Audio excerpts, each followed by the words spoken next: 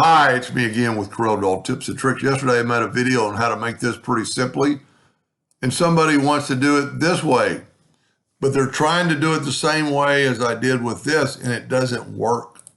Even if you use, instead of using round corners, use the chamfered or the scallop corners, and let's put in 2. The reason this doesn't work is if we Control D and then move that center rotation, because we're working on an inward circle, they don't match, as you can see. So what I would do you could spend a lot of time trying to make that match. What I would do is just take a rectangle, make it a little bit smaller, Control D and make a duplicate, move the center rotation, and then rotate this 15 degrees. Now, yesterday, I was having trouble with making this leak because we had intersections. Today, we just have nodes.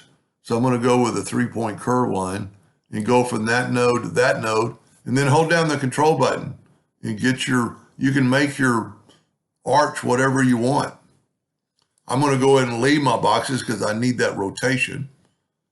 So now I'm going to grab that item, Control D and make a duplicate, move the rotation of that node and rotate that 15 degrees and then go all the way around. We can always delete the boxes. In this way, I almost guarantee this won't leak, but as always, I put a rectangle around it in case it does, and take the Smart Fill tool and fill that in, and voila, you have that shape.